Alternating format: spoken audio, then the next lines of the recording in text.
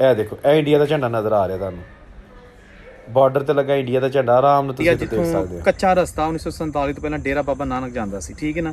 ਇਹ ਰਸਤਾ ਅੱਜ ਵੀ ਮੌਜੂਦ ਹੈ ਔਰ 1947 ਦੀ ਜਦੋਂ ਪਾਰਟੀਸ਼ਨ ਹੋਈ ਤੇ ਇੱਥੋਂ ਦੀ ਵੀ ਜਿਹੜੇ ਕਾਫਲੇ ਨੇ ਇਹ ਉਹ ਰਾਹ ਨੇ ਜਿੱਥੋਂ ਸਾਡੇ ਬਜ਼ੁਰਗ ਬੁਸ਼ਕੜੀਆਂ ਚੁੱਕ ਕੇ ਤੇ ਬੱਚਿਆਂ ਨੂੰ ਚੁੱਕ ਕੇ ਮਾਈਆਂ ਬਾਬਿਆਂ ਨੂੰ ਲੈ ਕੇ ਆਏ ਸਨ। ਇੱਥੋਂ ਬਾਰਡਰ ਇੰਨਾ ਕੁ ਨਜ਼ਦੀਕ ਹੈ ਕਿ ਤੁਹਾਨੂੰ ਇੰਡੀਆ ਦੀ ਬਾਰਡਰ ਤੇ ਜਿਹੜਾ ਝੰਡਾ ਲੱਗਾ ਤਿਰੰਗਾ, ਤੇ ਉਹ ਸਾਹਮਣੇ ਦਰਿਆ ਨਜ਼ਰ ਆ ਰਿਹਾ ਤੇ ਇਹਦੇ ਸਾਈਡ ਤੇ ਪਰਾਂ ਇੰਡੀਆ। ਇਹ ਦੇਖੋ, ਇੱਥੇ ਜਦੋਂ ਕਾਫਲੇ ਆਏ ਫਿਰ ਉਹਨਾਂ ਨੇ ਇੱਥੋਂ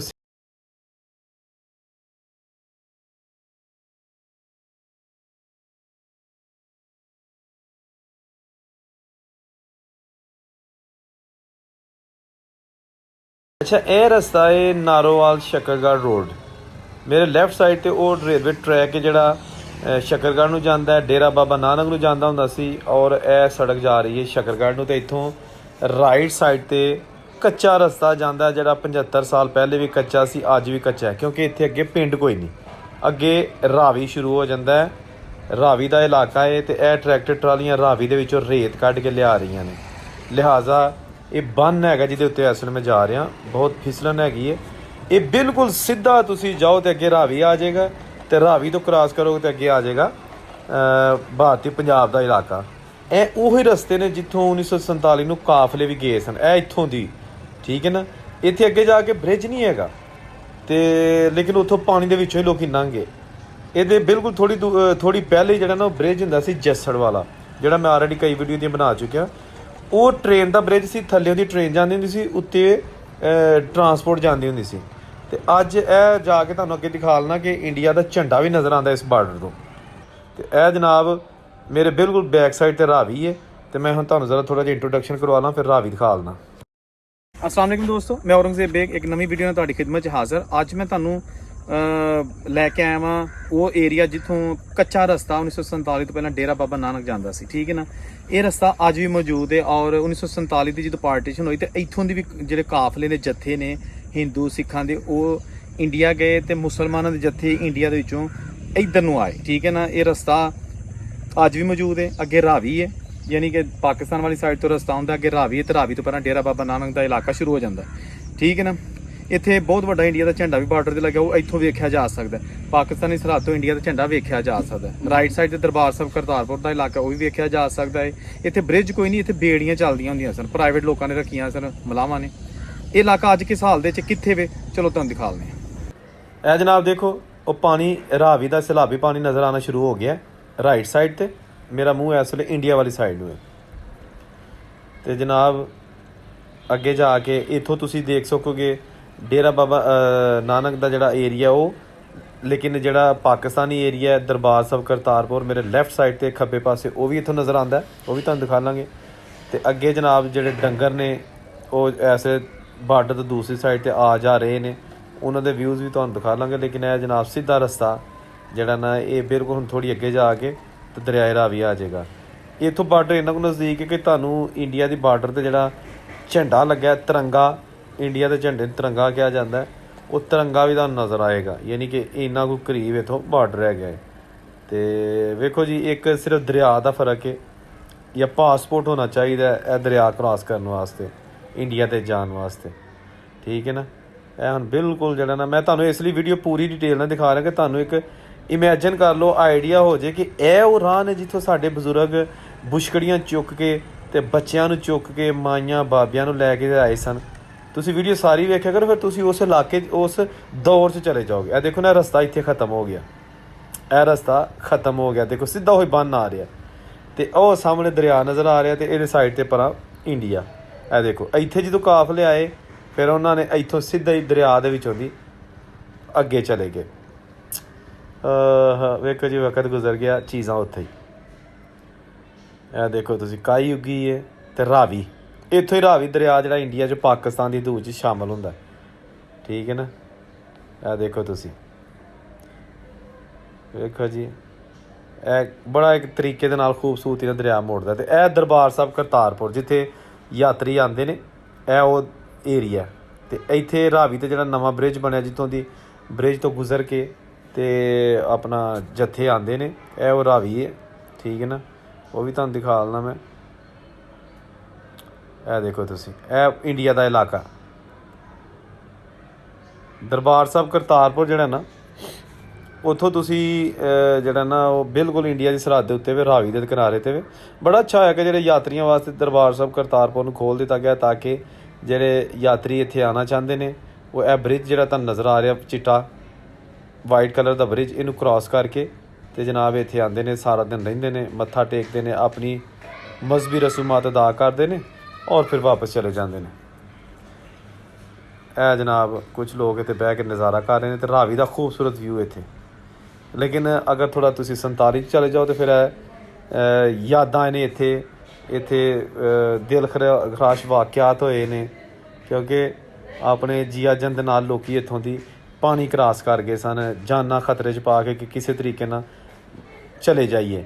ਤੇ ਜਿਹੜੇ ਇੰਡੀਆ 'ਚੋਂ ਲੋਕ ਆਏ ਸਨ ਮੁਸਲਮਾਨ, ਉਹ ਵੀ ਵਿਚਾਰੇ ਆਪਣਾ ਸਭ ਕੁਝ ਲੁਟਾ ਕੇ ਇੱਥੋਂ ਦੀ ਆਏ ਸਨ। ਤੇ ਇਹ ਝੰਡਾ ਇਹ ਮੈਂ ਤੁਹਾਨੂੰ ਦਿਖਾ ਲਾਂ ਥੋੜ੍ਹਾ, ਇਹ ਦੇਖੋ, ਇਹ ਇੰਡੀਆ ਦਾ ਝੰਡਾ ਨਜ਼ਰ ਆ ਰਿਹਾ ਤੁਹਾਨੂੰ, ਬਾਰਡਰ 'ਤੇ ਲੱਗਾ ਇੰਡੀਆ ਦਾ ਝੰਡਾ, ਆਰਾਮ ਨਾਲ ਤੁਸੀਂ ਇੱਥੋਂ ਦੇਖ ਸਕਦੇ ਹੋ। ਆ ਜੀ ਆ ਕਿੱਥੇ ਵੇਖੋ ਜੀ, ਬਾਰਡਰਾਂ ਬਣ ਗਈਆਂ, ਸਰਹੱਦਾਂ ਬਣ ਗਈਆਂ ਤੇ ਫੌਜੀ ਜਵਾਨ ਉੱਤੇ ਖਿਲਾਰ ਦਿੱਤੇ ਗਏ ਤੇ ਸਾਰਾ ਕੁਝ ਜਿਹੜਾ ਸੀ ਨਾ ਵੰਡਿਆ ਗਿਆ। ਇਹ ਦੇਖੋ, ਇਹ ਬ੍ਰਿਜ ਜਿਹੜਾ ਮੈਂ ਕਹਿ ਰਿਹਾ, ਇਹ ਪਹਿਲੇ ਬ੍ਰਿਜ ਨਹੀਂ ਸੀ ਹੁੰਦਾ। ਜਦੋਂ ਕੋਈ 2.5 ਸਾਲ ਪਹਿਲੇ 3 ਸਾਲ ਪਹਿਲੇ ਇਹ ਦਰਬਾਰ ਸਾਹਿਬ ਕਰਤਾਰਪੁਰ ਦਾ ਲਾਂਘਾ ਖੁੱਲ੍ਹਿਆ ਤੇ ਉਹਦੇ ਵਾਸਤੇ ਇਹ ਬ੍ਰਿਜ ਬਣਾਇਆ, ਵਰਨਾ ਇਸ ਪੂਰੇ ਏਰੀਏ ਦੇ ਵਿੱਚ ਸਿਰਫ ਜੱਸੜ ਬ੍ਰਿਜ ਇੱਕ ਹੁੰਦਾ ਸੀ ਜਿਹੜਾ ਕਿ ਉਹ ਵੀ ਟੁੱਟ ਚੁੱਕਿਆ। ਉੱਥੋਂ ਦੀ ਟ੍ਰੇਨ ਜਾਂਦੀ ਹੁੰਦੀ ਸੀ ਜੱਸੜ ਤੋਂ ਡੇਰਾ ਬਾਬਾ ਨਾਨਕ 1947 ਦੀ ਪਾਰਟੀਸ਼ਨ ਤੱਕ, 1926 ਤੋਂ ਲੈ ਕੇ 1947 ਤੱਕ। ਤੇ ਇਹ ਆ ਗਿਆ ਦਰਬਾਰ ਸਾਹਿਬ ਕਰਤਾਰਪੁਰ ਦਾ ਖੂਬਸੂਰਤ ਮੰਜ਼ਰ ਇੱਥੋਂ ਦੀ ਰਾਵੀ ਕਿਨਾਰੇ 'ਤੇ। ਦੇਖੋ ਜੀ ਕਿਆ ग्रीनरी है, सब्ज़ा है, लेकिन रस्ते 'ਚ ਬਾਰਡਰ ਨੇ, ਤਾਰਾਂ ਨੇ ਔਰ ਇੱਕ 2 ਮੁਲਕੀ ਸਰਹੱਦ ਦੇ ਜਿਹਨੂੰ ਤੁਸੀਂ ਕ੍ਰਾਸ ਨਹੀਂ ਕਰ ਸਕਦੇ। ਕੁਝ ਜੱਥੇ ਜਿਹੜੇ ਵੀਜ਼ੇ ਲੈ ਕੇ ਆਉਂਦੇ ਨੇ ਯਾਤਰੀ, ਉਹ ਇੰਡੀਆ 'ਚ ਆਉਂਦੇ ਨੇ ਜਾਂ ਕੈਨੇਡਾ, ਅਮਰੀਕਾ, ਆਸਟ੍ਰੇਲੀਆ, ਉਹ ਫਿਰ ਜਾਂ ਤਾਂ ਟ੍ਰੇਨ 'ਤੇ ਆਉਂਦੇ ਨੇ ਜਾਂ ਫਿਰ ਬੱਸ 'ਤੇ ਆਉਂਦੇ ਨੇ ਜਾਂ ਫਿਰ ਜਹਾਜ਼ 'ਤੇ ਆਉਂਦੇ ਨੇ, ਔਰ ਉਹ ਫਿਰ ਇੱਧਰੋਂ ਦੀ ਪਾਕਿਸਤਾਨ ਵਾਲੇ ਏਰੀਏ ਦੇ ਵਿੱਚੋਂ ਦੀ ਇੱਥੋਂ ਦੀ ਆ ਕੇ ਤੇ ਫਿਰ ਜਿਹੜੇ ਇਲਾਕਿਆਂ ਦਾ ਉਹਨਾਂ ਕੋਲ ਵੀਜ਼ਾ ਹੋਏ ਉਹ ਉੱਥੇ ਵਿਜ਼ਿਟ ਕਰ ਸਕਦੇ ਨੇ। ਇਹ ਸਾਰਾ ਏਰੀਆ ਜਨਾਬ ਉਹੀ ਜਿਹੜਾ ਕਿ ਇੱਥੇ ਕੈਂਪ ਵੀ ਲੱਗੇ ਰਹੇ ਨੇ, ਇੱਥੋਂ ਦੀ ਲੋਕ ਲੰਘਦੇ ਵੀ ਰਹੇ ਨੇ 47 ਵੇਲੇ। ਤੇ ਅੱਜ ਤੁਸੀਂ ਵੇਖੋ ਇਹ ਇਲਾਕਾ ਉੱਥੇ ਮੌਜੂਦ ਹੈ, ਆਪਣੀਆਂ ਪੁਰਾਣੀਆਂ ਯਾਦਾਂ ਸਮੇਟੇ। ਅਗਰ ਇਹ ਦਰਖਤ, ਇਹ ਜ਼ਮੀਨ ਬੋਲ ਸਕਦੇ ਨਾ, ਤੇ ਇਹਨਾਂ ਕੋਲ ਜਾ ਕੇ ਮੈਂ ਕੋਲ ਬਹਿ ਕੇ ਜ਼ਰੂਰ ਪੁੱਛਣਾ ਸੀ ਕਿ ਦੱਸੋ ਇੱਥੋਂ ਜਦੋਂ ਮੁਸਲਮਾਨ ਇੰਡੀਆ ਵਾਲੀ ਸਾਈਡ ਤੋਂ ਆਏ ਸਨ ਜਾਂ ਗੈਰ ਮੁਸਲਿਮ ਪਾਕਿਸਤਾਨ ਵਾਲੀ ਸਾਈਡ ਤੋਂ ਇੰਡੀਆ ਗਏ ਸਨ, ਕੀ ਮਾਹੌਲ ਸੀ, ਕਿਹੜੀਆਂ ਚੀਜ਼ਾਂ ਸਨ ਉਹਨਾਂ ਵਿਚਾਰਿਆਂ ਕੋਲ। ਯਕੀਨਨ ਗਲ ਦੇ ਕੱਪੜੇ ਹੋਣਗੇ, ਹੋਰ ਕੀ ਹੋਏਗਾ, ਬੱਚੇ ਚੁੱਕੇ ਹੋਣਗੇ। ਤੇ ਇਹ ਬਾਰਡਰ ਦਾ ਏਰੀਆ ਜਿਹੜਾ ਉਦੋਂ ਬਾਰਡਰ ਨਵਾਂ ਬਣਿਆ ਸੀ, ਇਹ ਜਿਹੜਾ ਇਹ ਝੰਡਾ ਲੱਗਾ, ਇਹਨੂੰ ਕ੍ਰਾਸ ਕਰ ਗਏ। ਬਹੁਤ ਮੁਸ਼ਕਲਾਤ ਉਠਾਈਆਂ ਮੁਸਲਮਾਨਾਂ ਨੇ ਜਿਹੜੇ ਇੰਡੀਆ ਦੇ ਵਿੱਚੋਂ ਪਾਕਿਸਤਾਨ ਆਏ ਤੇ ਜਿਹੜੇ ਗੈਰ ਮੁਸਲਿਮ ਪਾਕਿਸਤਾਨ ਦੇ ਵਿੱਚੋਂ ਇੰਡੀਆ 'ਚ ਗਏ। ਕੁਛ ਦੋਨਾਂ ਸਾਈਡਾਂ 'ਤੇ ਬਹੁਤ ਹੀ ਦਰਦਨਾਕ ਵਾਕਿਆਤ ਹੋਏ। ਯਕੀਨਨ ਮੈਂ ਤਾਂ ਨਹੀਂ ਕਹਾਂਗਾ ਕਿ ਉਹਦੇ ਵਿੱਚ ਧਰਮ ਦਾ ਕੋਈ ਹੱਥ ਸੀ, ਔਰ ਨਾ ਹੀ ਕੋਈ ਵੀ ਧਰਮ, ਖਾ ਇਸਲਾਮ ਹੈ, ਹਿੰਦੂਇਜ਼ਮ ਹੈ, ਸਿੱਖਇਜ਼ਮ ਹੈ, ਕ੍ਰਿਸਚੈਨਿਟੀ ਹੈ, ਕੋਈ ਧਰਮ ਐਸਾ ਨਹੀਂ ਜਿਹੜਾ ਕਿਸੇ ਨੂੰ ਕਹੇ ਕਿ ਨਹੱਕ ਮਾਰੋ। ਅਗਰ ਕੋਈ ਮਾਰਦਾ ਤਾਂ ਆਪਣੇ ਬਲਬੋਤੇ, ਯਾਨੀ ਕਿ ਉਹਦਾ ਜ਼ਾਤੀ ਫੇਰ ਹੈ। ਲਓ ਜੀ, ਸ਼ਾਮ ਦਾ ਟਾਈਮ ਹੈ, ਇਹ ਜਨਾਬ ਡੰਗਰ ਗਾਈਆਂ ਚੋਕ ਕੇ ਤੇ ਦਰਿਆ ਦੇ ਵਿੱਚੋਂ ਦੀ ਆ ਰਹੀਆਂ ਨੇ, ਪਤਾ ਨਹੀਂ ਕਿੱਥੇ ਚੁਗਣ ਗਈਆਂ ਸਨ, ਕਿੱਥੇ ਇਹਨਾਂ ਦਾ ਸ਼ਡਿਊਲ ਹੈਗਾ। ਕਿੱਡੇ ਖੂਬਸੂਰਤ ਜਾਨਵਰ ਹੈਗੇ ਨੇ ਇਹ ਜਨਾਬ। ਉਹ ਇੱਕ ਪਿੱਛੇ ਵੀ ਜਿਹੜਾ ਨਾ ਕਾਫਲਾ ਜਿਹੜਾ ਨਾ ਉਹ ਆ ਜਾ ਰਿਹਾ, ਤੇ ਸ਼ਾਮ ਪੈ ਗਈ, ਪੰਛੀ ਵੀ ਘਰਾਂ ਨੂੰ ਆ ਗਏ ਤੇ ਜਾਨਵਰ ਵੀ, ਹੋਰ ਕਾਫਲੇ ਆ ਰਹੇ ਨੇ। ਇਹ ਜਾਨਵਰ ਦੇਖ ਕੇ ਤੇ ਇਸ ਤਰ੍ਹਾਂ ਹੀ ਲੱਗ ਰਿਹਾ ਕਿ ਇਸ ਤਰ੍ਹਾਂ ਹੀ ਉਦੋਂ ਲੋਕਾਂ ਨੇ ਪਾਣੀ ਲੰਘਿਆ ਹੋਏਗਾ। ਮਤਲਬ ਕਿ ਇਹ ਦੇਖੋ ਨਾ, ਜਿਸ ਤਰ੍ਹਾਂ ਇਹ ਜਾਨਵਰ ਗੁਜ਼ਰ ਰਹੇ ਨੇ, ਅਗਰ ਇਹ ਜਾਨਵਰ ਗੁਜ਼ਰ ਗਏ ਨੇ ਤੇ ਉਦੋਂ ਲੋਕੀ ਵੀ ਇੱਥੋਂ ਦੀ ਫਿਰ ਲੰਘ ਕੇ ਆਉਣਗੇ ਜੀ, ਕਿਉਂਕਿ ਇੱਥੋਂ ਜ਼ਿਆਦਾ ਡੂੰਘਾ ਦਰਿਆ ਨਹੀਂ ਹੈਗਾ, ਖਲਾਰ ਜ਼ਿਆਦਾ ਹੈ। ਆ ਦੇਖੋ ਨਾ,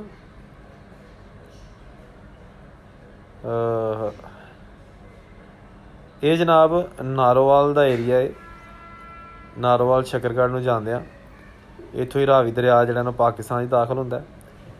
ਇਹਦੀ ਮੈਂ ਅੱਗੇ ਵੀ ਇੱਕ ਵੀਡੀਓ ਬਣਾਈ ਸੀ ਇਸ ਏਰੀਆ ਦੀ, ਲੇਕਿਨ ਮੈਨੂੰ ਹੋਰ ਜਿਹੜਾ ਨਾ ਥੋੜ੍ਹਾ ਜਿਹਾ ਇਹਨੂੰ ਐਕਸਪਲੋਰ ਕਰਨ ਦੀ ਜ਼ਰੂਰਤ ਸੀ।